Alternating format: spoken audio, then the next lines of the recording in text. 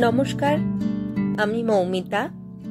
আমার কবিতা পাঠ চ্যানেলে আমার সকল শ্রোতা বন্ধু এবং দর্শক বন্ধুকে আন্তরিক শুভকামনা জানিয়ে আজকের গল্প পাঠ শুরু করছি। আজ আমি আপনাদেরকে পড়ে শোনাব বিমল মিত্রের লেখা ছোট গল্প আত্মহত্যার আগের ঘটনা। শুনতে থাকুন আজকের গল্প আত্মহত্যার আগের ঘটনা।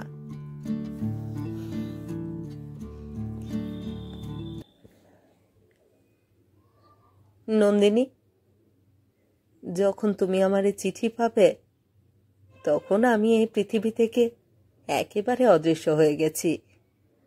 আমার এই শরীরটা শুধু বিছানার উপরে পড়ে থাকবে। হয়তো তুমি ভাববে কেন আমি এই পথ গ্রহণ করলুম।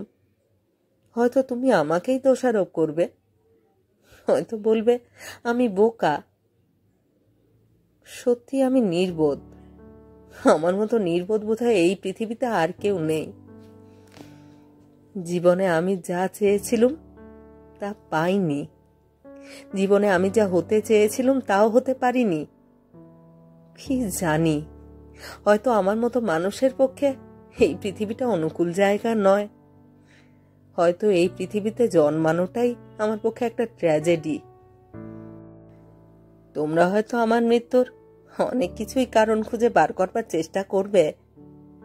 কাল হয়তো খবরের কাগজেও আমার মৃত্যুর খবরটা ছাপা হবে। তাই হোক।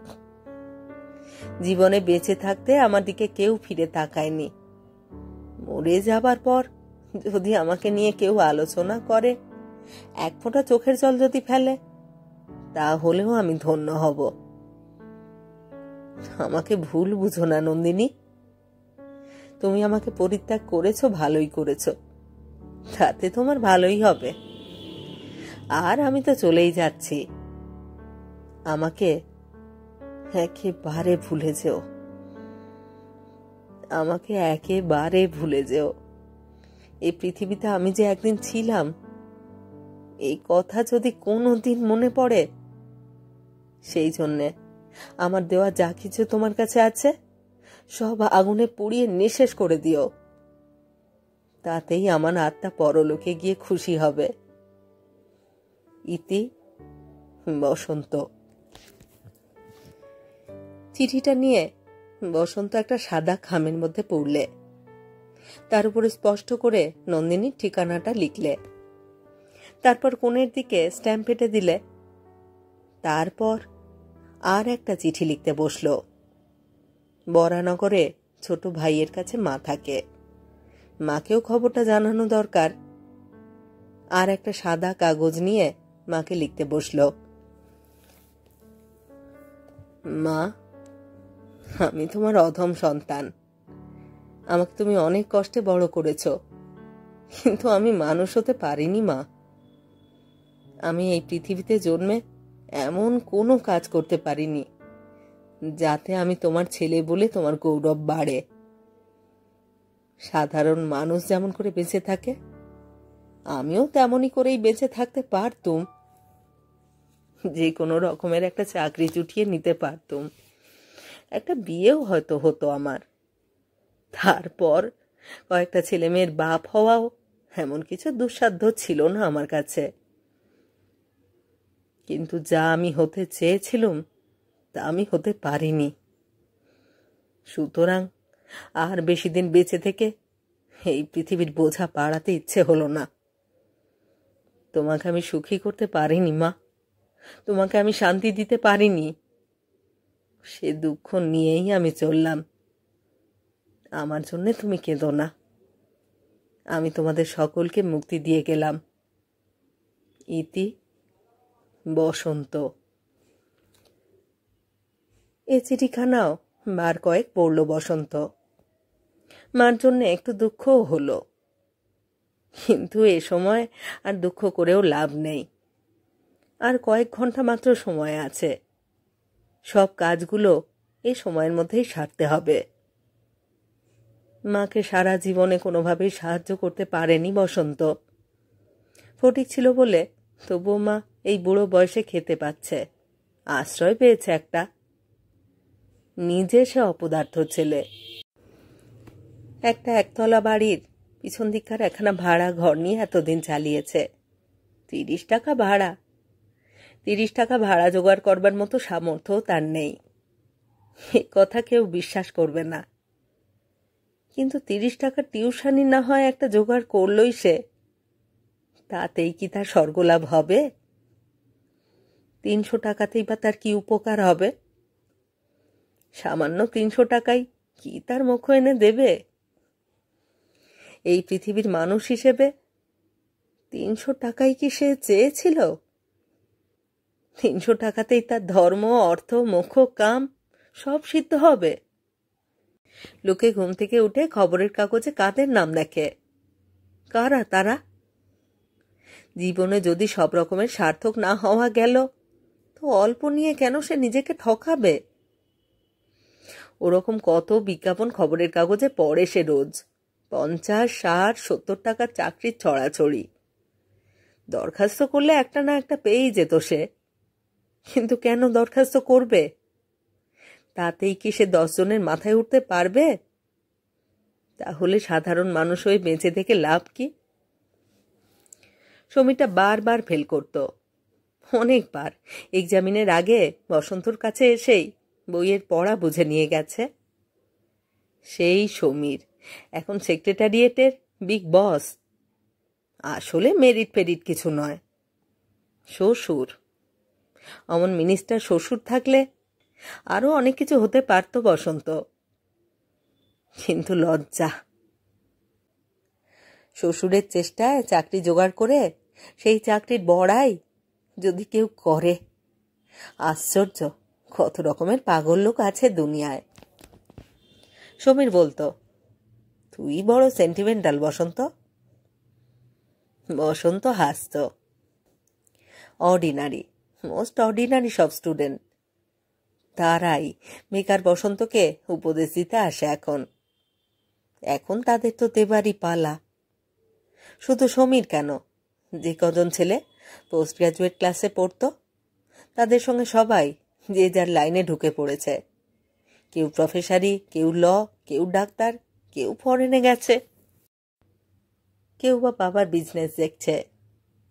বিয়ে করে সবাই সেটেল লাইফে। একজনের সঙ্গে দেখা হয় রাস্তায়। দেখা হলে দাঁড়ায়, কথাও বলে, প্রশ্ন জিজ্ঞেস করে, কি করছেন আজকাল? বসন্ত বলে, কিছু না। কিছু না বলার মধ্যেও বসন্তর গলায় যেন একটা অহংকার ফুটে ওঠে। তবু কি করবেন ভেবেছেন? বসন্ত আরো জোর দিয়ে বলতো, কিছু করতেই কি হবে আমাকে? কিছু না করলে কি আপনারা আর ছাড়বেন না?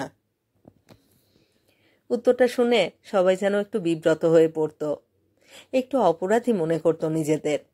বলতো, না না, তা নয়, এমনি জিজ্ঞেস করছিলাম।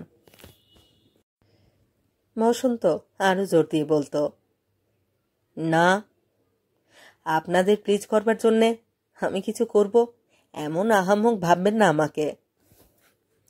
বলে আবার চটিটা শব্দ করতে করতে চলে যেত দূরে।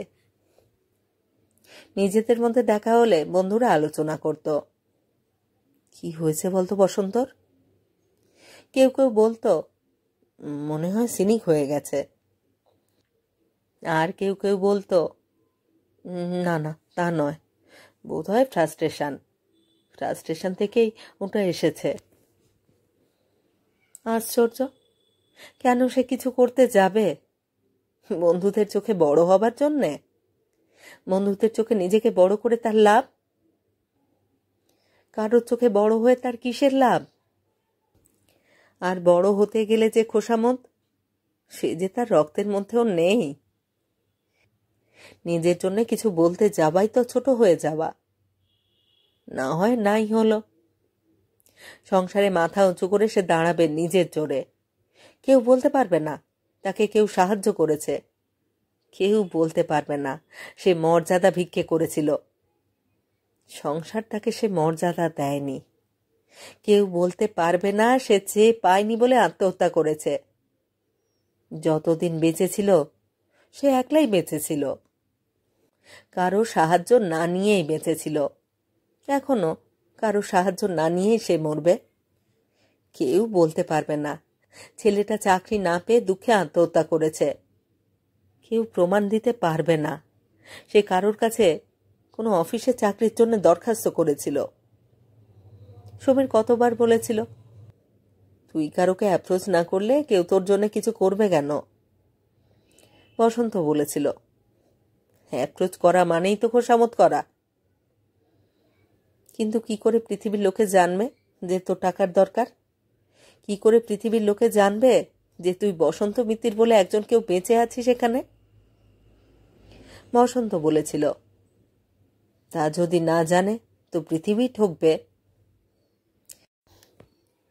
সমীর হেসে ফেলেছিল। অদ্ভুত বসন্তর চরিত্র। কেউ কিছু দেয় না তা বসন্ত জানে। বসন্ত বলেছিল, যে পৃথিবীর এই নিয়ম, সেখানে আমার জন্মানোই ভুল হয়েছে। শুধু সমীর কেন, শুধু কলেজের অন্য বন্ধুরাই বা কেন? নিজের মা পর্যন্ত বিরক্ত হয়ে গিয়েছিল। মা বলতো, এমন ছেলে পেটে ধরে তাহলে আমার লাভ কি হলো শুনি? নন্দিনীও বলতো, শেষকালে তোমার কাছে থাকলে আমিও দেখছি কোনোদিন সিনিক হয়ে যাব। বসন্ত উত্তর দিত, নিজেকে ছোট করবার মতন বড় পাপ আর নেই নন্দিনী। নিজের মনের কথা জানানো কি নিজেকে ছোট করা? বসন্ত বলতো, যারা কথা বলতে পারে না, সেই পাখি, গাছ, পাথর, নদী, তাদের কথা তো মানুষে বোঝে, অন্তত বোঝবার চেষ্টাও করে। নন্দিনী হেসে ফেলেছিল, বলেছিল, আর যাই বলো, গাছ পাথরের সঙ্গে নিজের তুলনা করো না, তাতে মানুষের গৌরব বাড়ে না। দুটো চিঠি লেখাই শেষ হয়ে গিয়েছিল, আর একটা চিঠি লেখা দরকার। এটাই শেষ চিঠি। পুলিশ কমিশনারকে জানিয়ে দেওয়া ভালো যে তার মৃত্যুর জন্য কেউ দায়ী নয়। পৃথিবীর ওপর তার কোনো রাগ নেই, বিতৃষ্ণাও নেই। একদিন নিঃশব্দে বসন্ত মিত্তির বলে একটা ছেলে এখানে এসেছিল, আবার নিঃশব্দেই চলে যাচ্ছে। বাড়িও তো লোক বদল করে। এই ফ্ল্যাটটা পছন্দ হলো না বলে অন্য একটা ফ্ল্যাট খোঁজে, অন্য ফ্ল্যাট পছন্দ হলে পুরনো ফ্ল্যাট ছেড়ে চলে যায়। এও তো তেমনই। টেনিসন বলেছে, happy men that have the power to die. Samira এসব জানেও না, সমীরা এসব বই পড়েও নি। কেউ কিছু পড়বে না, কেউ কিছু জানবে না। বড় বড় চাকরি পেলেই আর মহাপুরুষ হয়ে যায় না কেউ। তাহলে প্রত্যেকটা মিনিস্টার মহাপুরুষ হয়ে যেত। ইলেকশনের আগে তারা কত খোসামত করে ভোটারদের বাড়ি গিয়ে গিয়ে। বসন্তর মিনিস্টার হওয়ার জীবনে হবে না, অন্তত যতদিন ওই সিস্টেম থাকবে। আসলে জীবনে জন্ম থেকে মৃত্যু পর্যন্ত শুধুই তো কেবল দুঃখ পাওয়া, তার মধ্যেই ওই একটুখানি সুখ মৃত্যু। সমীরদের কাছে কথাটা তুললেই বলবে বসন্ত সিনিক হয়ে গেছে। বেশি পড়লেই যদি সিনিক হতে হয়, তাহলে পণ্ডিত মানুষ মাত্রই সিনিক। আশ্চর্য ওদের ব্যাখ্যা, আশ্চর্য ওদের বিদ্যে বুদ্ধি।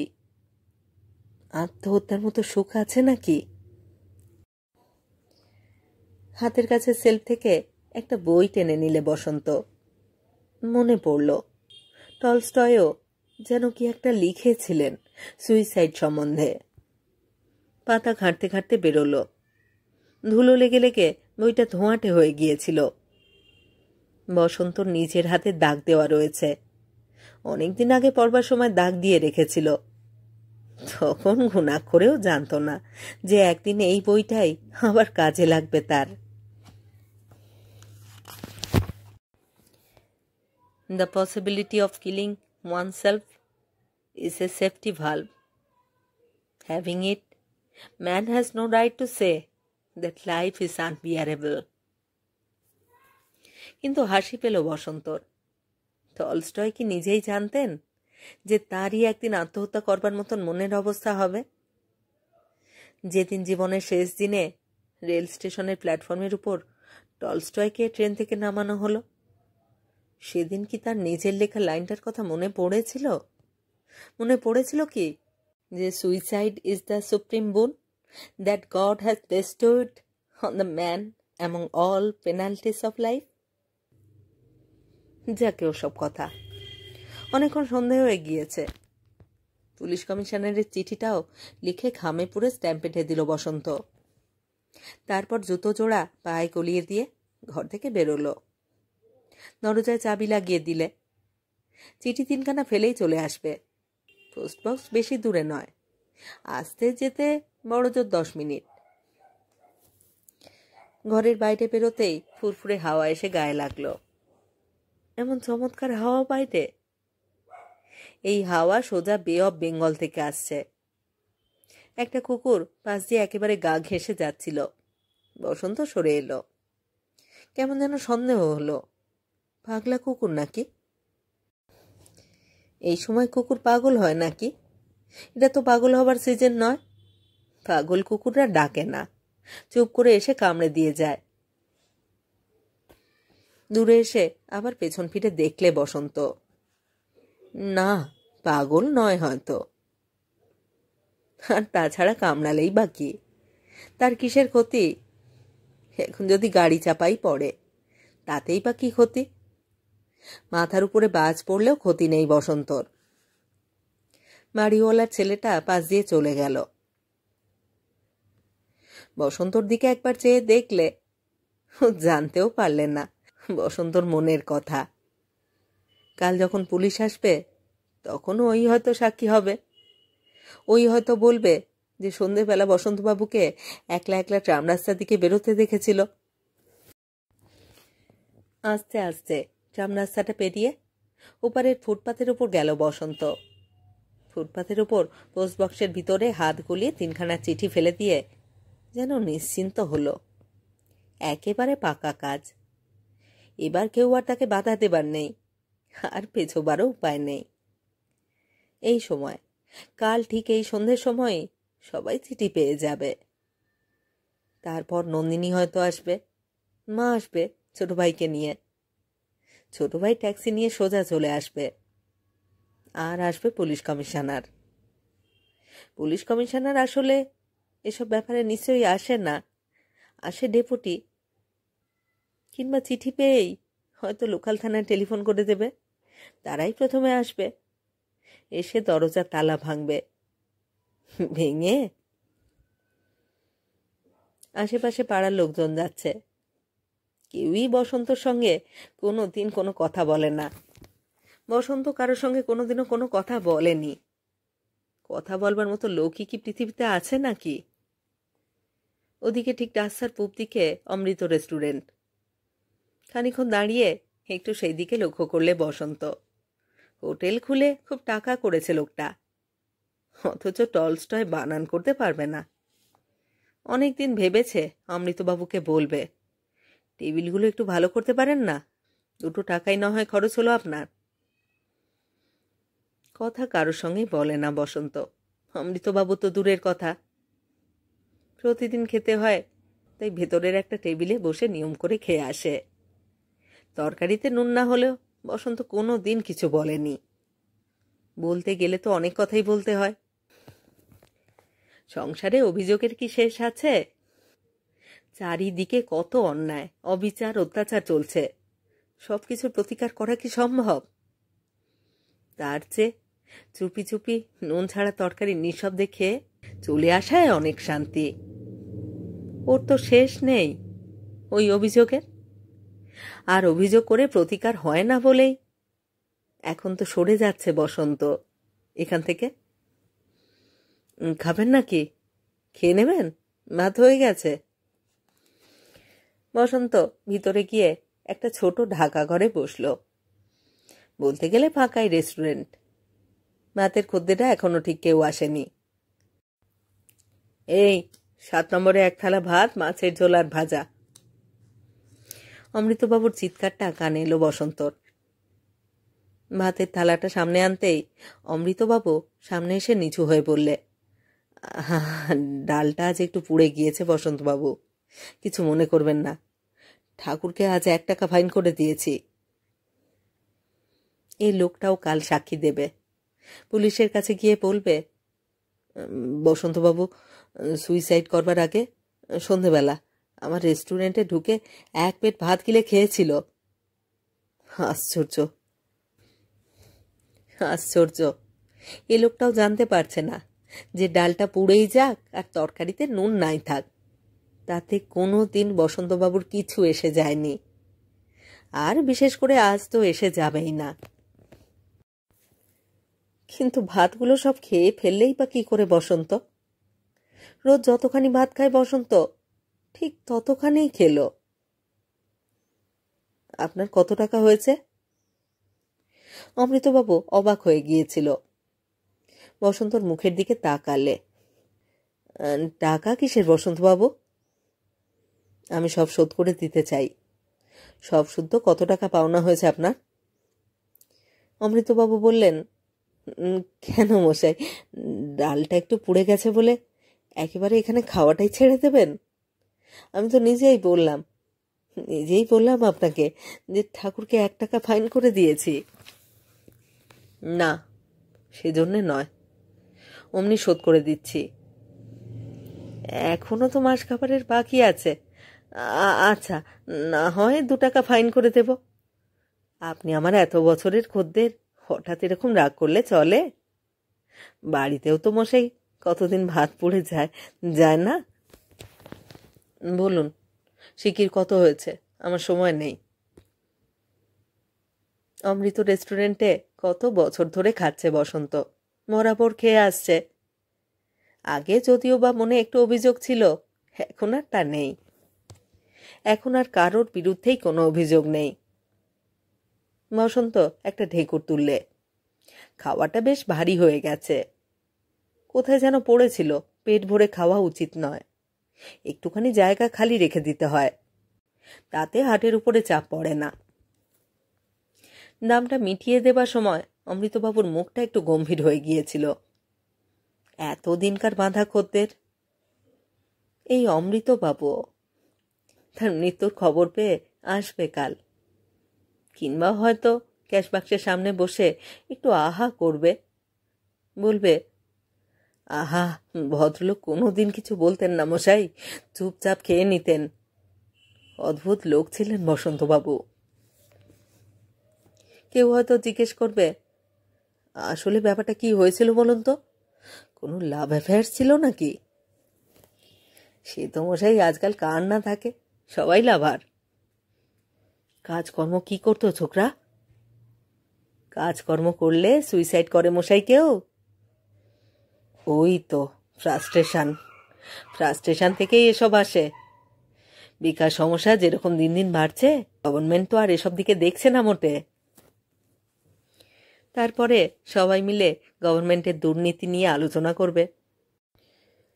ইয়ং ম্যানদের ভবিষ্যৎ কোথায় বলুন? এর চেয়ে মশাই ব্রিটিশ গভর্নমেন্ট অনেক ভালো ছিল, ঢের ভালো ছিল। 40 টাকা মন চাল, মানুষ খাবে কি বলুন তো? অথচ বড় লোকদের দেখুন, তারা বছরে বছরে গাড়ি বদলাচ্ছে। বাড়িতে আসবার পথে বসন্তর কেমন লজ্জা করতে লাগলো। খবরের কাগজে অনেক সময় বেরোয় বেকার যুবকের আত্মহত্যা। বেকার তো সে ইচ্ছে করেই, অত ছোট কারণে আত্মহত্যা করা বড় লজ্জার। ওতে যে আত্মহত্যা করে সে বড় ছোট হয়ে যায় লোকের চোখে। কিন্তু এটাও সকলকে জানানো দরকার কেন সে আত্মহত্যা করছে। বাইরের লোকের চোখে বেঁচে থেকে তার কোনো মূল্য ছিল না বটে, কিন্তু মরে গিয়েও যে সে মূল্যহীন হয়ে যাবে, সেটাই লজ্জার, সেটাই অপমানের।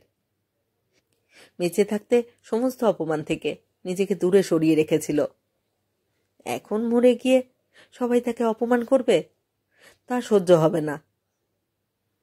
অথচ আশ্চর্য, মরে যাবার পর তাকে সম্মানই করুক কিংবা অপমানই করুক, তাতে তার নিজের তো কিছু এসে যায় না। তবু কেন সে তাই নিয়ে মাথা ঘামাচ্ছে? ঘরে এসে আবার একটি চিঠি লিখতে বসলো বসন্ত। বেশ গুছিয়ে চিঠি লিখতে হবে, এবার বিশেষ কাউকে উদ্দেশ্য করে নয়, এটা তার নিজের জবানবন্দি, সকলের জন্যে। তোমরা আমাকে কেউ বাঁচবার অধিকার দাওনি। আমি তোমাদের সকলের মতো কাড়াকাড়ি করে বেঁচে থাকবার কৌশল শিখিনি। সেরকম বাঁচাকে আমি ঘৃণা করেছি। আমি বিশ্বাস করেছি সকলে না বাঁচলে কারোর বাঁচার অধিকার নেই এখানে। 10 জনকে হত্যা করে একজনের বড় হওয়া যে সভ্যতা, সেই সভ্যতাকে আমি স্বীকার করি না। তাই আমার বাঁচার অধিকার আমি আজ নিজের হাতেই কেড়ে নিলাম। আমার মৃত্যুর জন্য কেউ দায়ী নয়। আমি সুস্থ চিত্তে বহাল তবিয়তে। হঠাৎ দরজায় কড়া নড়ে উঠল। বসন্ত তাড়াতাড়ি কাগজ কলম লুকিয়ে ফেললে। এত রাত্রে আবার কে এলো? কেউ জানতে পেরেছে নাকি? বসন্ত ঘরটা চারিদিকে চেয়ে দেখলে। কোথাও কোনো চিহ্ন আছে নাকি? আবার বাইরের কড়া নড়ছে। দরজাটা খুলে দিতেই হুড়মুড় করে ঢুকে পড়ল সমীর। কি রে? আমি ভাবলুম এতক্ষণে বোধহয় ঘুমিয়ে পড়েছিস। লিলি বলছিল এখন নাই বা গেলে, ভোরবেলায় খবরটা দিলে চলবে। কিন্তু আমি ভাবলুম সুখবরটা রাত্রিরে দেওয়াই ভালো। বসন্তর মুখ দিয়ে কথা বেরোচ্ছে না। সমীর সিগারেট ধরালো নতুন করে। কি রে, এত গরমে দরজা জানলা সব বন্ধ করে রেখেছিস কেন? খুলে দে, খুলে দে। বসন্ত বললে, কি বলবি বল না।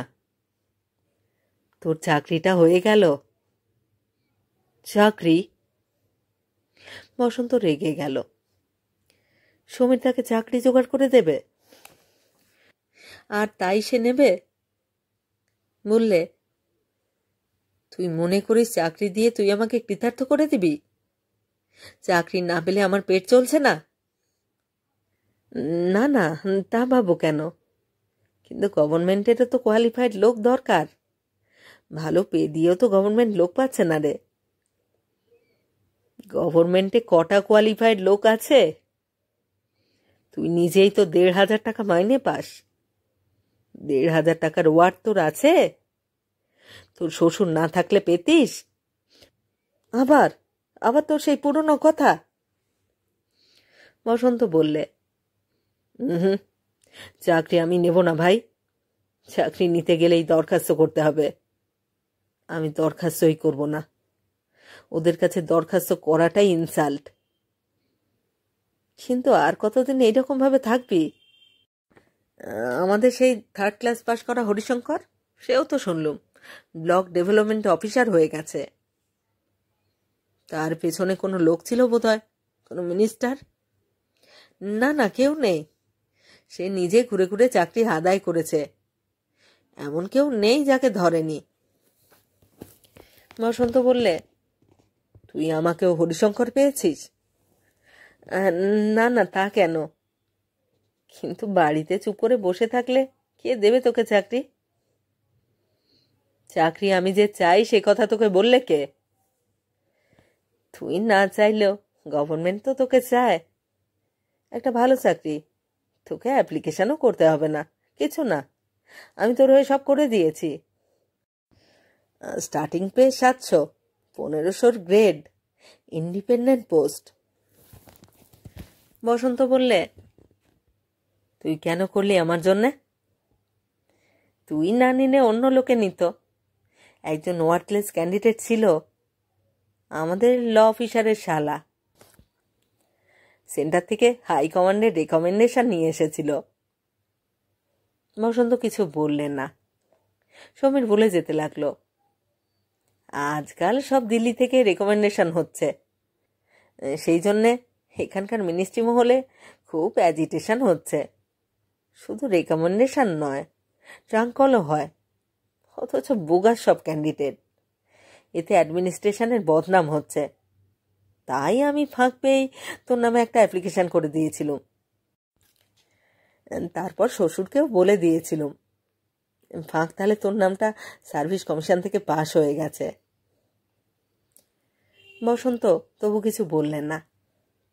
সমীর বললে, এরকম চান্স কিন্তু আর আসবে না ভাই, এই তোকে বলে রাখছি। কিন্তু এও তো এক রকমের ফেভারিটিজম।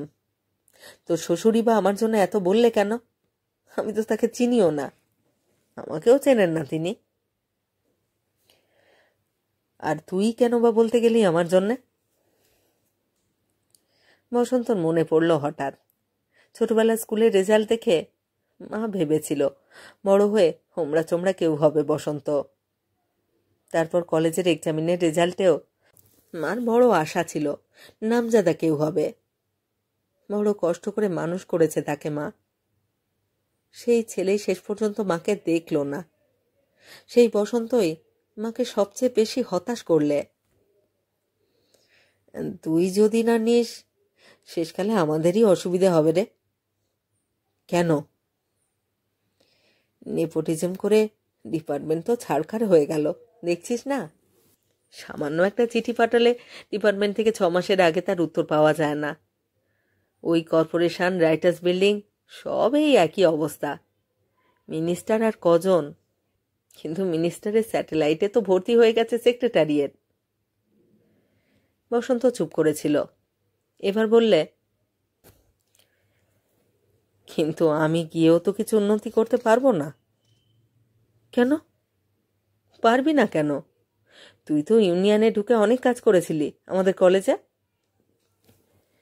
কিন্তু আমি তো কারোর খোসামত করতে পারবো না, সবাই তো আমার শত্রু হয়ে যাবে।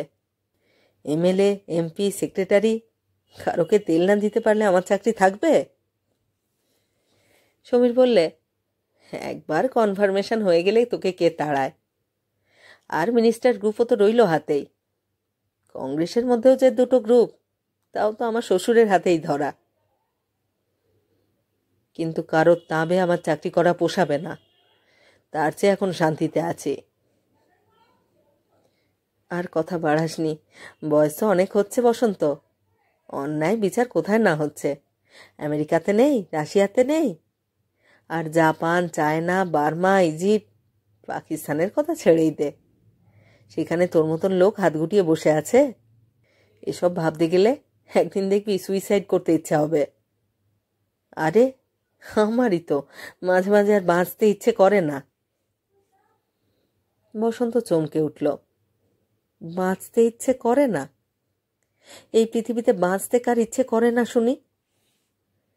এদিকে অ্যাটম বম, তারপর নিউক্লিয়ার টেস্ট, পার পাবার উপায় আছে? ওসব না ভাবাই ভালো। যত ভাববি তত নিউরোসিস হবে।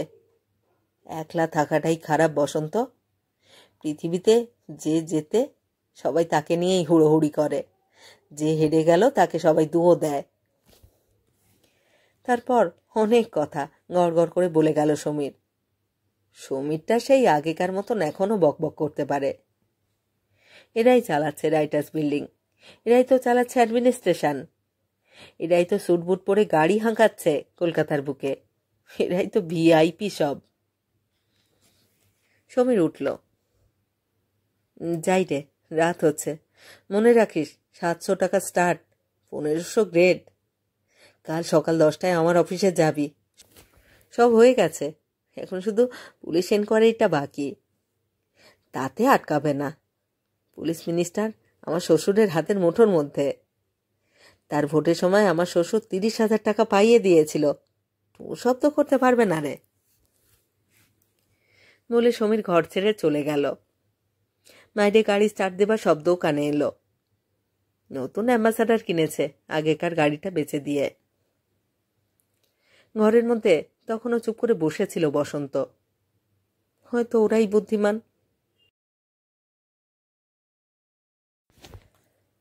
বসন্ত উঠে কুঁজো থেকে 1 গ্লাস জল গড়িয়ে খেলে। অমৃত রেস্টুরেন্টে খুব ঝাল দিয়েছিল তরকারিতে। 700 টাকা স্টার্ট, 1500 গ্রেড।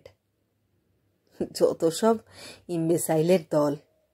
ইনস্টার 5 টাকা উপায় করবার মুরত নেই যাদের, তারাই এখন 1500 টাকা ড্র করছে। কাল সকালেই সমীর খবরটা পেয়ে যাবে। পেয়ে যা ভাববার তা ভাববে। আর সময় বেশি নেই হাতে। মরতে বেশিক্ষণ লাগবে না। পটাশিয়াম সায়ানাইড আর নাইট্রিক অ্যাসিড 1 সেকেন্ডের বেশি লাগে না। গলা পর্যন্ত যাবার দরকার নেই। গ্লাসের জলে পাউডারটা ফেলে দিলে বসন্ত, দিয়ে টেবিলের উপর রেখে দিলে। তারপর বাকি কাজগুলোর কথা মনে পড়ল। 2-3টে জিনিস আছে, সেগুলোর একটা ব্যবস্থা করা দরকার। এমন কিছু নয়, একটা গোল্ড রিস্ট ওয়াচ। স্কলারশিপের টাকা পেয়ে ওটা কিনেছিল। তখন 180 টাকা দাম নিয়েছিল। এখন এর দাম 700-র নিচে নয়। আর একটা আংটি, নন্দিনীর দেওয়া। নিজের হাত খরচ বাঁচিয়ে টাকা জমিয়ে বসন্তের জন্য কিনেছিল এটা। কম করে এরও দাম 150 টাকা। এই 850 টাকা। তারপর ক্যাশ 50টা টাকা রয়ে গেছে। এই শেষ ক্যাশ ব্যালেন্স। এসবই মা নেবে। মা নামে লিখে যাওয়া ভালো। একটা কাগজ টেনে নিয়ে লিখতে লাগলো বসন্ত। হঠাৎ দরজায় আবার কড়া নড়ে উঠল। এত রাত্রে আবার কে এলো? কে? তাড়াতাড়ি গ্লাসটা আড়ালে সরিয়ে রেখে বসন্ত দরজা খুলে দিল। কিন্তু কই, কে কে কড়া নাড়লেন? বসন্ত দরজার বাইরে বেরিয়ে এলো। অন্ধকারে দাঁড়ালো। কে? কেউ নেই তো। কোথায় গেল? কে কে নাড়লেন কড়া? বাইরে বেশ হাওয়া দিচ্ছে, সেই ফুরফুরে হাওয়া। সমস্ত শরীরটা যেন জড়িয়ে গেল। এত রাত্রে এমন করে কখনো এখানে দাঁড়িয়ে কলকাতা শহরকে দেখেনি বসন্ত। যে কলকাতায় সমস্ত দিন মানুষের নীচতাহীনতার শেষ থাকে না, সেই কলকাতা এখন অসাড় হয়ে ঘুমে অচেতন। ঘুমন্ত মানুষেরা সবাই সমান। সৎ অসৎ, ভালো মন্দ, ইন্ডিয়ান আমেরিকান, কোনো ভেদ নেই। হঠাৎ মাথায় একটা অদ্ভুত মতলব এলো। নন্দিনীও তো এখন ঘুমোচ্ছে, মাও এখন ঘুমোচ্ছে, পুলিশ কমিশনারও ঘুমোচ্ছে এখন। যে পিয়ন পোস্ট বক্স খুলে 3খানা চিঠি নিয়ে যাবে, সেও এখন ঘুমোচ্ছে কোথাও। কেবল সেই একমাত্র জেগে আছে। চিঠিগুলো হয়তো এখনো পড়ে আছে সেখানে। এই চিঠিগুলোই আবার যেখানে গিয়ে পৌঁছবে, সেখানেই হয়তো বিপর্যয় বাঁধিয়ে দেবে। হঠাৎ মনে পড়ল সমীরের কথা। 700 টাকা স্টার্ট, 1500 গ্রেড, 700 রুপিজ মান্থলি, প্রত্যেক মাসের 1 তারিখে। ঝড় হোক, জল হোক, ভূমিকম্পই হোক, কেউ বাধা দিতে পারবে না। তাকে তা দিতেই হবে। তখন অমৃত রেস্টুরেন্টের অমৃতবাবুর পোড়া ডাল আর খেতে হবে না। এই মাঝরাত্রে হঠাৎ চা খেতে ইচ্ছে করলে চা খেতেও পাওয়া যাবে। টাকা থাকলে সবই সম্ভব। বেঁচে থাকতে গেলে টাকা দরকার, মরতেও তো টাকা চাই। বাঁচারও খরচ আছে, মরারও খরচ লাগে। যে তাকে সৎকার করবে তার খরচ লাগবে। তার ছোট ভাইকে হয়তো সে সৎকারের খরচটা দিতে হবে। To despise money is to dethrone a king. টাকা কি অত অগ্রাহ্য করবার জিনিস? টাকাকে যে অপছন্দ করে, তারই টাকার প্রয়োজন সবচেয়ে বেশি। বসন্ত আস্তে আস্তে ট্রাম রাস্তার দিকে এগিয়ে গেল। সেই সন্ধেবেলাটার গমগমের রাস্তাটা কেমন নিঝুম হয়ে পড়েছে এখন। সামনের 4তলা বাড়ির ড্রাইভারটা গরমে বাইরে খাটিয়া নিয়ে তার উপরে এসে অঘরে ঘুমোচ্ছে। সেই কুকুরটা বসন্তকে দেখে ঘেউ ঘেউ করে উঠলে। যে কুকুর ডাকে তাকে ভয় পাবার কিছু নেই, পাগলা কুকুর ডাকে না। খানিক্ষণ ডেকে চুপ করে গেল আবার। ট্রাম রাস্তার এপাশে একটা চায়ের দোকান। কোলাপসিবল গেট বন্ধ। ভেতরে টেবিলের উপর সবাই ঘুমোচ্ছে। বাইরে বিরাট একটা মাটির উনুন, নিভে গেছে। তার পাশেই লন্ড্রি। এখানে কাপড় কাচতে দিত বসন্ত। এখনো একটা কাপড় রয়ে গেছে। আর কাপড়ে কি বা হবে? মানুষ চলে যাবার সময় কিছুই কি সঙ্গে করে নিয়ে যায়? যায় না। একখানা কাপড় গেলে বসন্তর এখন কি বা লাভ আর কি বা ক্ষতি? ওপারে এই পোস্ট বক্সটা। ফাঁকা ট্রাম রাস্তা পেরিয়ে বসন্ত ওপারে গেল। আশ্চর্য, একটা মানুষও নেই কোথাও, একটা পুলিশও নেই। পুলিশ না থাকা অন্যায়। চোর ডাকাত সারা কলকাতায় ভর্তি, যে কোনো বাড়িতে ঢুকে মানুষকে খুন করে ফেলতে পারে। সামান্য একটা থালা বাসনের লোভেও কত মানুষ খুন হয়ে গেছে তার ঠিক নেই। বসন্ত নিচু হয়ে লেখাটা পড়বার চেষ্টা করলে। পোস্ট বক্সের গায়ে ছোট ছোট করে লেখা। কোন সময় নেক্সট ক্লিয়ারেন্স অন্ধকারে স্পষ্ট বোঝা যায় না, তবু নিচে ইংরেজিতে লেখা আছে 5:45, 5:45। তার মানে ভোরবেলা। তখন পিয়ন এসে চাবি খুলে চিঠিগুলো বার করে নিয়ে যাবে। এখন বোধহয় রাত 2টো, এখনো প্রায় 4 ঘন্টা বাকি। আচ্ছা, যদি পিয়ন এসে চাবি খুললে বসন্ত তার 3খানা চিঠি ফেরত চায়, তো সে কি দেবে না? যদি বলে এই চিঠিগুলো সে লিখেছিল বটে, কিন্তু এখন তার দরকার নেই, তাতে পোস্ট অফিসের কিসের ক্ষতি? যার লেখা চিঠি তারই হাতে ফেরত দিতে তাদের আপত্তি কিসের হবে? কেন?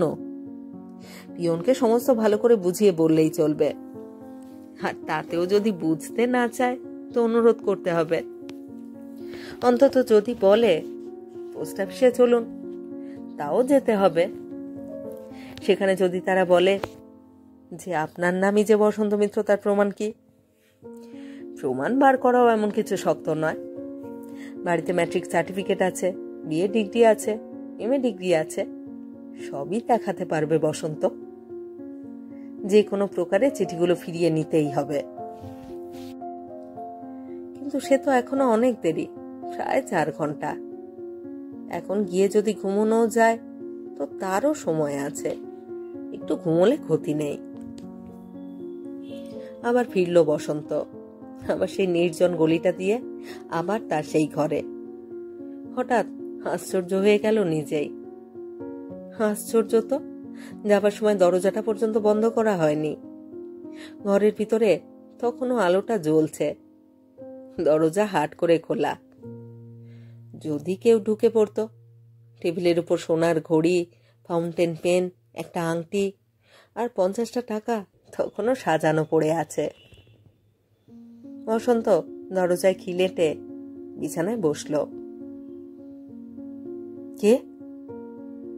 হঠাৎ যেন কিসের শব্দ হলো। আচমকা উঠে বসলো বসন্ত। মনে হলো বইয়ের র্যাকটার পাশে কে যেন লুকিয়ে রয়েছে। কে? বসন্ত উঠে কাছে যেতেই একটা ছায়া ফোঁস করে উঠেছে। চোর নাকি? আর সঙ্গে সঙ্গে চিৎকার করতে যাচ্ছিল বসন্ত, কিন্তু মূর্তিটা সোজা তার মুখ, নাক, চোখ, গলা সব টিপে ধরেছে, খুব জোরে টিপে ধরেছে। মনে হলো সে যেন পিষে ফেলবে বসন্তকে। অনেক দিন থেকে বসন্ত ভাগ্যের বিরুদ্ধে যুদ্ধ করে আসছে। ভাগ্যের বিরুদ্ধে, সমাজের বিরুদ্ধে, সভ্যতার বিরুদ্ধে, বলতে গেলে সারা জীবনের নিঃসঙ্গতার বিরুদ্ধে লড়াই করে এসেছে সে। যে সভ্যতা তাকে লেখাপড়া শেখাবার সামর্থ্য দিয়েছে, যে সভ্যতা তাকে ভালো মন্দ বোঝবার বুদ্ধি দিয়েছে, যে সমাজ তাকে কুষ্ঠরোগীর মতো অপাঙ্গতেও করে রেখেছে, যে ভাগ্য তাকে নিয়ে নিষ্ঠুরভাবে ওঠানামা করিয়েছে, বিশ্ব ব্রহ্মাণ্ডের যে দেবতা তাকে সমস্ত মানুষজাত থেকে দূরে সরিয়ে রেখে নিঃসঙ্গতার শাস্তি দিয়েছে, সকলে যেন একসঙ্গে আজ তার অসহায়তার সুযোগ নিয়ে তাকে খুন করতে উদ্যত হয়েছে। বসন্ত প্রাণপণ শক্তি দিয়ে তাকে জড়িয়ে ধরবার চেষ্টা করলে, মুখটা ফাঁক করে কথা বলবার চেষ্টা করলে, কিন্তু বসন্তর মনে হলো সে যেন আস্তে আস্তে দুর্বল হয়ে পড়ছে। একলা তার শক্তি নেই আর যুদ্ধ করবার। একদিকে তার সমাজ, একদিকে সভ্যতা, একদিকে বিশ্ব ব্রহ্মাণ্ড, আর একদিকে সে একলা। একলা কতটুকু সে পারবে? একলা এত বড় অন্যায়ের বিরুদ্ধে সে কেমন করে দাঁড়াতে পারবে? কারোর কাছে সে কোনো দিন হাত পাতেনি জীবনে, কোনোদিন কারোর কাছে চাকরির জন্য দরখাস্ত করেনি, কারোর কাছে সে মাথা নোয়ায়নি। এতদিন যাদের সে অগ্রাহ্য করেছিল, সেই অন্যায়, অত্যাচার, মিথ্যা প্রবঞ্চনা সব কিছু যেন একজোট হয়ে তাকে আজ গলা টিপে হত্যা করবে। সমস্ত শরীর ঘামে ভিজে পেছল হয়ে গেল। বসন্তের মনে হলো সংসারের মানুষ তার স্বাধীনতাটুকুও যেন আজ কেড়ে নিতে এসেছে। বেঁচে থাকার স্বাধীনতা যারা দেয়নি তাকে কোনো দিন, লাঞ্ছনা অপমান করে অপঘাত দিয়ে যারা তাকে জর্জরিত করতে চেয়েছে, আজ নিজের হাতে নিজের মৃত্যুর স্বাধীনতাটুকুও কেড়ে নিয়ে যেন তারা তাকে পদানত করতে চাইছে। তুমি কিছুতেই স্বাধীন থাকতে পারবে না। আমাদের মতো হও, তুমি আমাদের দলে যোগ দাও, আমাদের সঙ্গে মিথ্যে কথা বলো, আমাদের সঙ্গে ব্ল্যাক মার্কেট করো, আমাদের মতো লুকিয়ে লুকিয়ে চুরি করো, তাহলেই তোমাকে সগৌরবে ছেড়ে দেব। তাহলেই তোমাকে মাসে 700 টাকা মাইনে দেব, 1500 টাকার গ্রেড পে দেব, অ্যাম্বাসাডার গাড়ি দেব, কলকাতা শহরে বাড়ি দেব, পদ্মশ্রী পদ্মভূষণ সব করে দেব তোমাকে। তুমি যা চাও সব দেব তোমাকে। আর তা যদি না চাও, যীশু খ্রিস্টকে যা করেছি তাই করব তোমাকে। ক্রসে পেরে কেটে খুন করব তোমাকে, গান্ধীর মতো বুকে বুলেট ছুঁড়ে মারব।